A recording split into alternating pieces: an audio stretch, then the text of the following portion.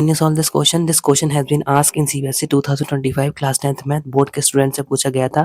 Case study based question है, 6 marks में पूछा गया है। So let's say what question says is. Question में हमको दिया हुआ है स्टैचू ऑफ यूनिटी जो कि गुजरात में है, वो सिचुएटेड है एक 58 मीटर हाई बेस, यानी कि जो उसका जो बेस है वो 58 मीटर है और वो स्टैचू उस बेस पर खड़ा हुआ है।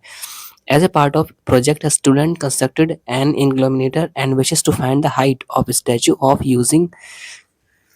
unity using it. He noted following observation from two places. तो एक स्टूडेंट है जिसने एज ए प्रोजेक्ट उसने ऑब्जर्व किया स्टैचू को। इसके बेसिस पर हमको दो सिचुएशन दी हुई है। सिचुएशन वन को हमको दिया हुआ है the angle of elevation of the top of statue from place A which is 80√3 metre away from the base of statue is found to be 60 degree. तो जो स्टूडेंट है वो पॉइंट ए पर खड़ा हुआ है और जो कि स्टैचू के बेस से 80√3 मीटर डिस्टेंस पर है। जो एंगल ऑफ एलिवेशन बनता है स्टैचू के टॉप से वो होता है 60 डिग्री का। Now in situation 2, the angle of elevation of the top of the statue from a place B which is 40 meter above the ground is found to be 30 degree. अब जो student है वो point B पर खड़ा हुआ है और point B ground से 40 मीटर की हाइट पर है। वहां से स्टैचू के टॉप का जो एंगल ऑफ एलिवेशन है वो 30 डिग्री है। So this is the angle of elevation from point B and the entire height of the statue including the base is found to be 240 metre. Statue की और जो base की total height दी हुई है 240 metre. So this is the simple observation from situation 1 and situation 2 till now. अब हमको question के answer देने हैं। Represent situation 1 with the help of diagram. 1 mark में पूछा गया है कि सिचुएशन 1 के बेसिस पर हमको डायग्राम बनाना है। सो सिचुएशन 1 के बेसिस पर diagram it's so easy as you know, हमने ऑलरेडी डायग्राम बना लिया है अपना, हमें सिर्फ इसको सॉल्यूशन में लिखना है, डायग्राम को बनाना है। तो डायग्राम कैसे बनेगा? तो सबसे पहले स्टैचू ऑफ यूनिटी की जो हाइट है 240 मीटर उसको हम शो करेंगे।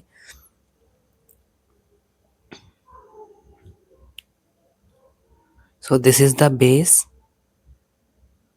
जो कि जिसकी हाइट है 58 मीटर अकॉर्डिंग टू सिचुएशन 1।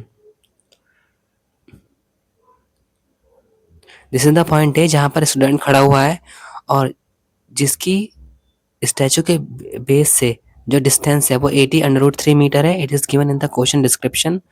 तो ये बेस हो गया, इसके बेस से और जो स्टैचू के टॉप से एंगल ऑफ एलिवेशन बना हुआ है वो है 60 degree.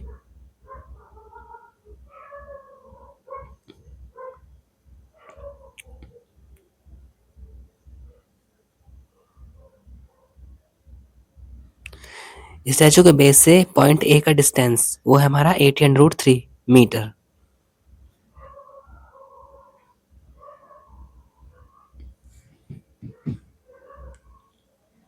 This is point C, this is B and this is D.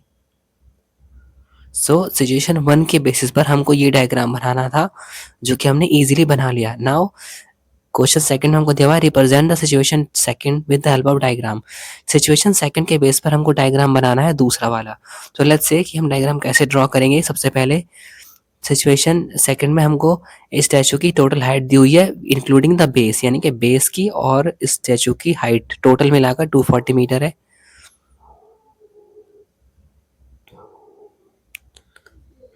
ये बेस हो गया।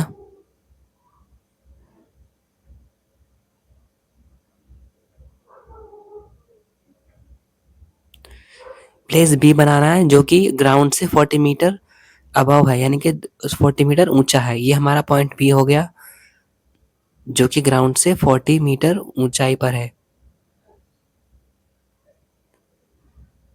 और पॉइंट बी से जो स्टैचू का टॉप है उससे एंगल ऑफ एलिवेशन जो बनता है वो एंगल ऑफ एलिवेशन हमको 30 डिग्री दिया हुआ है। सो यहाँ पर हम 30 डिग्री लिखेंगे। टोटल हाइट हमको दी हुई है स्टैचू की अन प्लस स्टैचू के बेस जिस पर स्टैचू खड़ा हुआ है वो दी हुई है 240 मीटर। पॉइंट बी की हाइट है ग्राउंड से 40 metre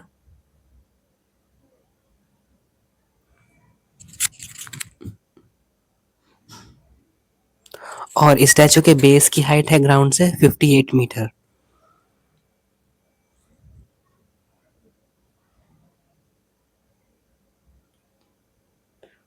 so as given in the situation 2, ये डायग्राम हमको बनाकर दिखाना होगा 1 मार्क्स में।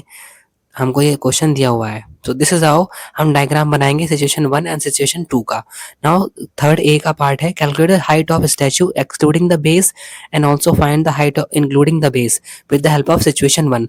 अब हमें सिचुएशन 2 का यूज नहीं करना, सिचुएशन 1 यानी कि इसके बेसिस पर हमको स्टैचू की हाइट निकालनी है including the base and excluding. Now हम यूज करेंगे tan थीटा का ट्रायंगल CAB में। tan theta because perpendicular upon base होता है 10, सो tan थीटा यहाँ पर 60 डिग्री है। परपेंडिकुलर BC की जो टोटल हाइट है वो हमको निकालनी है, AB 80√3 है, क्योंकि सिचुएशन 2 का यूज हमें नहीं करना और सिचुएशन 1 में हमको BC की हाइट नहीं दी हुई। tan 60 होता है √3 अपॉन 1 लिख लेंगे, BC upon 80√3। So cross multiply करेंगे, क्रॉस मल्टीप्लाई करने पर हमको BC हाइट मिलेगी। BC इज इक्वल टू हो जाएगा 80√3 एंड देन मल्टीप्लाई 3 √3। इसको सॉल्व करने पर हमको मिलेगा 80 मल्टीप्लाई 3 जो कि होता है 240। तो BC हो जाए हमारा आ जाएगा 240 मीटर। BC हमारा है टोटल हाइट स्टैचू की एंड प्लस बेस की जिस पर स्टैचू खड़ा हुआ है। तो ये टोटल हाइट आ गई इंक्लूडिंग द बेस। अब हमको निकालना है इस height of the statue excluding the base, यानी कि बेस को हटाकर स्टैचू की हाइट कितनी है, यानी कि अब हमें CD निकालना है। तो CD निकालना इज सो इजी। तो हाइट ऑफ द स्टैचू हमारी आ गई है, height of statue including the base,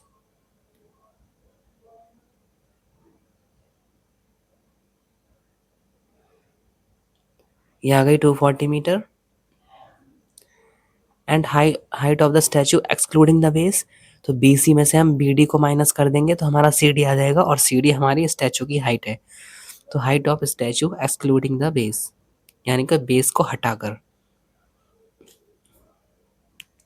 वो हमारे आ जाएगी 240 माइनस 58, बिकॉज बेस की हाइट 58 है तो माइनस कर देंगे 58 को, तो हमारी स्टैचू की हाइट आ जाएगी एक्सक्लूडिंग द बेस जो कि होगी 182 metre. So this is how हम क्वेश्चन थर्ड का ए पार्ट सॉल्व करेंगे। अब now let's move to the question third B part. Find the horizontal distance of point B, situation second from the statue and the value of tan alpha, where alpha is the angle of elevation of top of the base of the statue from point B. So हमको एक तो horizontal distance find करना है situation second का use करके from the statue and the value of tan। Point B से statue का जो डिस्टेंस है हमें वो फाइंड करना है कि ये डिस्टेंस कितना है, और हमको tan अल्फा दिया हुआ है, tan alpha where alpha is the angle of elevation of the top of the base and the statue from point B. So base के टॉप से, स्टैचू का जो बेस है उसके टॉप से पॉइंट बी का जो एंगल है वो हमको tan अल्फा दिया हुआ है। सो नाउ सबसे पहले हम डिस्टेंस फाइंड करेंगे सिचुएशन सेकंड का यूज करके पॉइंट बी का स्टैचू से कि कितना डिस्टेंस है। तो यहाँ पे मैंने सारे पॉइंट नोट कर दिए हैं, एफ है, ई है, डी है। हमको फाइंड करना है सबसे पहले बी डी। सो ना B D is equal to E C minus D C, B D D D को हम कैसे फाइंड करेंगे, डी को हम फाइंड करेंगे ई सी माइनस सी डी या फिर डी सी। तो ई सी हमारा दिया हुआ है 58 metre height of the base minus D C हमारा है height of the point B जो कि है 40 मीटर। सो 58 माइनस 40 हो जाएगा हमारा 18 मीटर। तो जो डिस्टेंस आया अब हमारा आ गया DE 18 मीटर ना। अब हम कैलकुलेट करेंगे FE इज द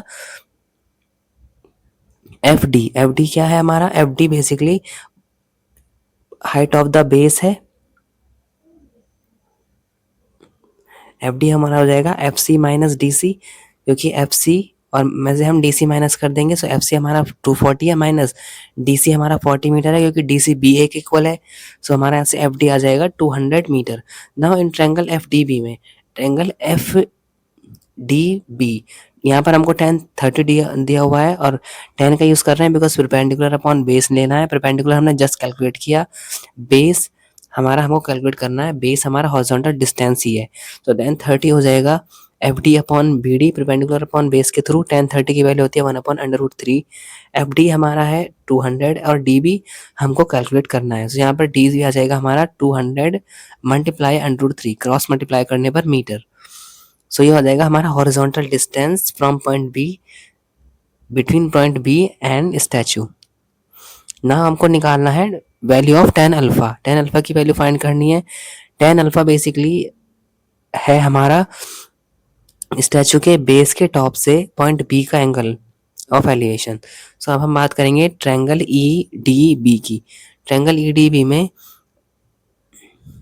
वही सेम टेन का यूज करेंगे, because tan alpha perpendicular upon base के लिए, थीटा हमारा अल्फा है, ई डी परपेंडिकुलर और बेस होता है, हो जाएगा हमारा बी डी। तो ई डी हमारा हुआ 18 मीटर, हमने जस्ट कैलकुलेट किया है।